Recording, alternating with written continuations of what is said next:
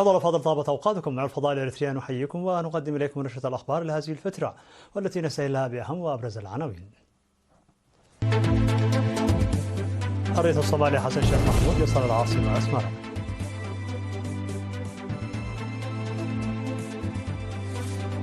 وزارة الزراعة تنظم منتدى لسلامة الغذاء. دعوة لتعزيز المشاركة النشطة لأعداء الجبهة الشعبية في الإقليم الأوسط.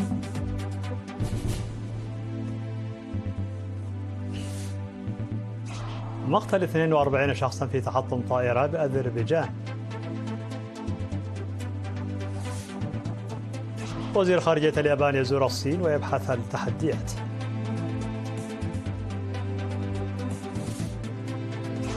في انتكاسة جديدة لنمو الاقتصاد بريطانيا في الربع الثالث.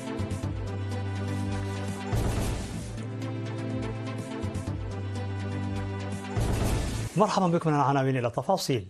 وصل أسمرة ظهر اليوم رئيس جمهورية الصومال الاتحادية السيد حسن شيخ محمود في زيارة عمل رسمية، وكان في استقباله لدى وصوله مطار أسمرة الدولي الرئيس السياسي فورقي بمراسم الشرف الرسمية.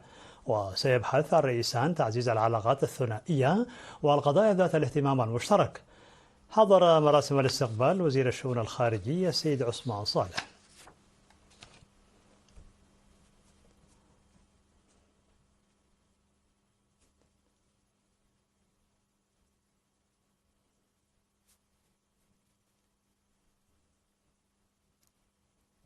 نظمت وزارة الزراعة يوم 24 من ديسمبر منتدى وطني حول سلامة الغذاء تحت شعار لنؤمن الغذاء بالعمل المشترك. وأوضح المدير العام لقسم الخدمات القانونية والرقابية سيد تخلاب مسقنا في المنتدى الذي حضره أكثر من 160 من ممثلي المؤسسات المختصة في سلامة الأغذية أن الرقابة الرسمية على سلامة الأغذية في إريتريا موزعة بين مختلف المؤسسات الحكومية، وتعمل من جهتها بجهود رقابية بتجهيزها للمعدات اللازمة. وقال أن تعقيد سلسلة الأمن الغذائي وعدم دعم المبادرات الوطنية بسياسة وطنية موحدة شكل تحديا كبيرا، مضيفا أن هدف المنتدى هو دراسة الأنشطة والتجارب والتحديات الحالية للجهات المختصة وإيجاد حلول متكاملة.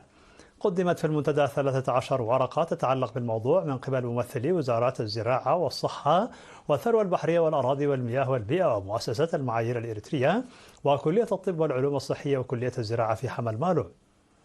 كما قدم شرحا موسعا حول اللوائح الدولية لسلامة الأغذية ومشاركة إريتريا وتجارب سلامة المنتجات الزراعية ودراسات النظافة في المرافق الخدمية وتقييم المحتوى المعدني في بعض السدود وتأثيره ودور التصنيف والاختبار في سلامة الأغذية وأنظمة التحكم في سلامة المياه ودور مختبر الأسماك في مراقبة سلامة المنتجات البحرية وكذلك البيئة وسلامة الأغذية. وقدم المشاركون آراء وتوصيات لإنشاء آلية لتنسيق أنشطة سلامة الأغذية وتوضيح أدوار جميع الجهات المعنية وتشجيع البحوث التي تركز على سلامة الأغذية واستكشاف خيارات لتعزيز الضوابط التقليدية لسلامة الأغذية بطريقة علمية وتقديم الأعمال البحثية ونتائجها لجهات اتخاذ القرارات المعنية في أوانها، وضرورة مراقبة الأغذية المعدة في المرافق الخدمية منذ تجهيزها وحتى إيصالها إلى المستهلك. دعا مسؤول الشؤون التنظيمية في الجبهة الشعبية للديمقراطية والعدالة السيد يوسف صايغ في الاجتماع التقييمي لمكتب الجبهة بالإقليم الأوسط يوم 24 من ديسمبر إلى تقوية تنظيمات الجبهة لصفوفها وتعزيز مساهمتها النشطة. وبحث الاجتماع الذي شارك فيه مسؤول الفروع وسكرتارية المديريات والاتحادات وأعضاء مكتب الإقليم تقارير المهام المنفذة في الشؤون السياسية والاجتماعية وتقوية قدرات التصدي والتوعية وتنفيذ البرامج وحفظ الأمن. وأكد المشاركون على القيام بدور طليعي لتنفيذ فاعل للبرامج الموضوعة، موصين بضرورة تأطير الأعضاء الجدد وتعزيز تعاون أولياء الأمور والمعلمين لتحسين أعمال التشجير ونتائج الطلاب وتوفير معدات العمل اللازمة لإنجاح برامج النفير التنموي. وذكر السيد يوسف صايغ في الختام بضرورة قيام الأعضاء بدور رائد لإنجاح انتخابات إدارات الضواحي.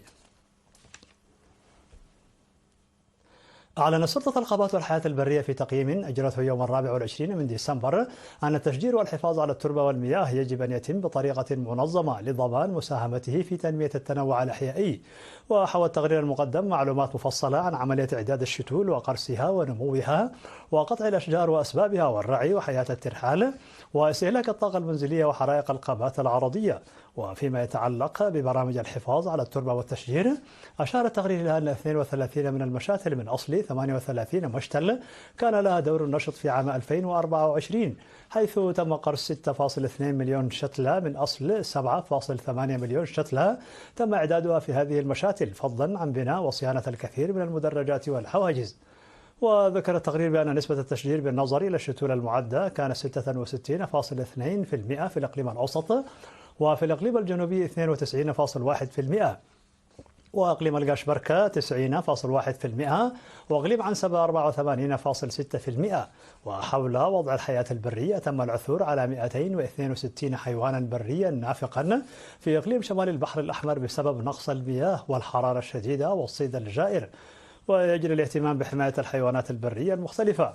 وعرب المدير العام لسلطة الغابات والحياة البرية العقيد كنفي هابتوم عن القلق من ظاهرة تدمير الغابات والحياة البرية، ودعا لتعزيز دور الشركاء في إنجاح جهود الحد من هذه الظاهرة. وقال العقيد كنفي أن عام 2024 كان عاما شارك فيه الجيش بقوة للحد من إزالة الغابات وحراسة المحميات الوطنية وتنمية الشتول الأشجار، وخاصة في الحفاظ على التربة والمياه وقرص الشتول. ودعا لمواصلة هذه الأنشطة العام المقبل.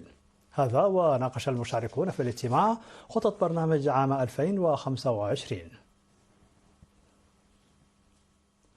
نظمت إدارة الإقليم الأوسط في 24 من ديسمبر حفل تكريم ل36 من الشباب المميزين في الرياضة لعام 2024، من بينهم 18 سيدة رشحتهم الاتحادات لهذا التكريم.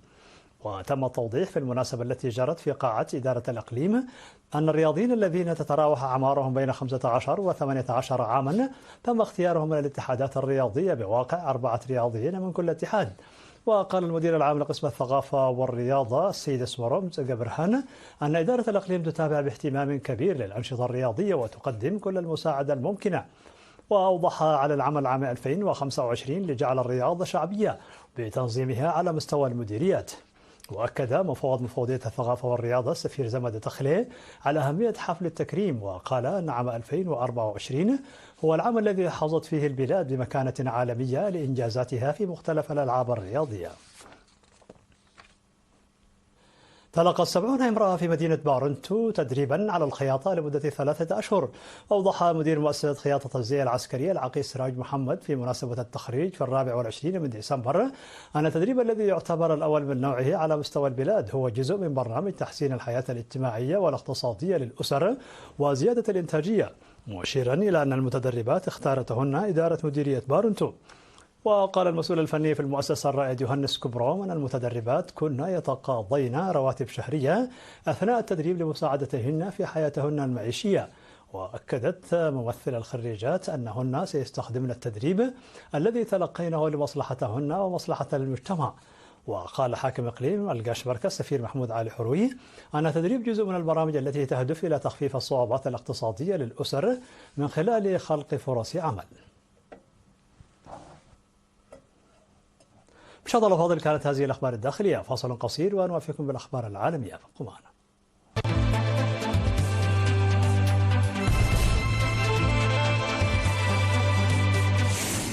مرحبا بكم على الصيد العالمي. نجا 25 شخصا من تحطم طائرة تابعة لشركة الخطوط الجوية الأذربيجانية في غرب كازاخستان، بينما كان على متنها 67 شخصا وفق ما أفادت به وزارة الطوارئ الكازاخستانية. وقالت الوزارة في بيان أنه وفق المعلومات الأولية هنالك 25 ناجيا، من بينهم 22 شخصا نقلوا إلى المستشفى، موضحة أنه جرى إرسال 150 عنصر إنقاذ إلى موقع التحطم. وكانت السلطات الطبية قد أفادت في وقت سابق بنجاة 14 شخصا.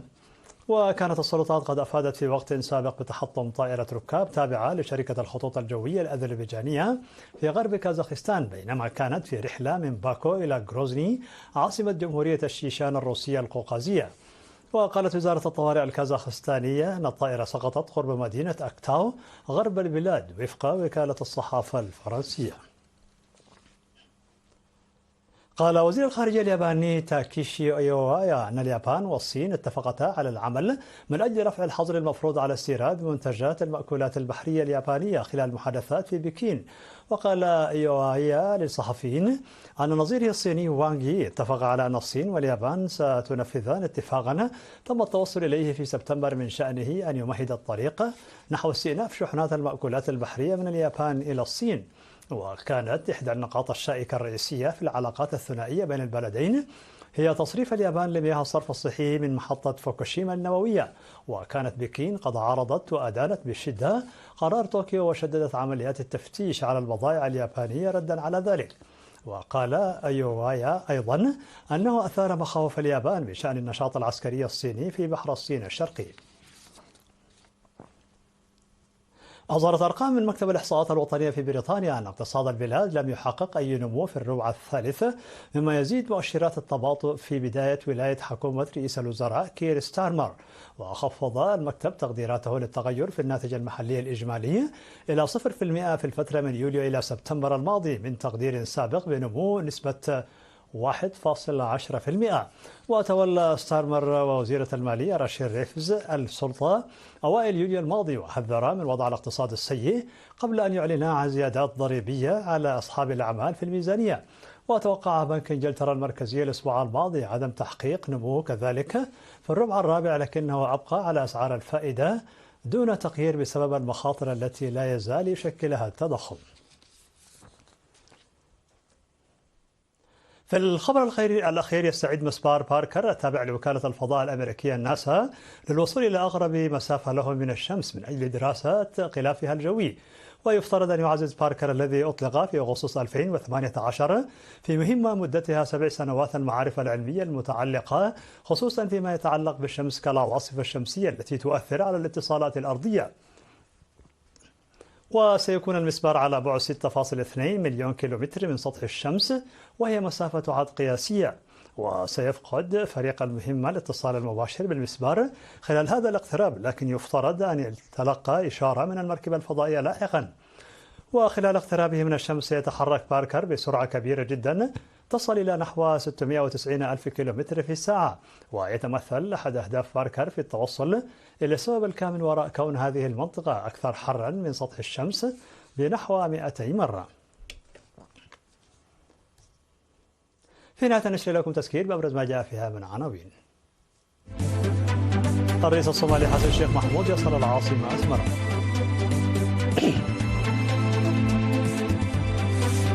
وزارة الزراعة تنظم منتدى لسلامة الغذاء.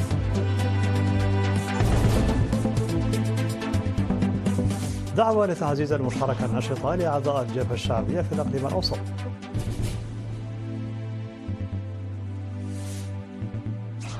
مقتل 42 شخصا في تحطم طائرة بأذربيجان.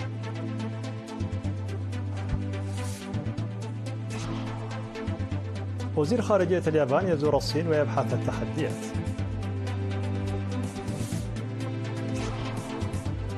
في انتكاسة جديدة لا نمو لاقتصاد بريطانيا في الربع الثالث.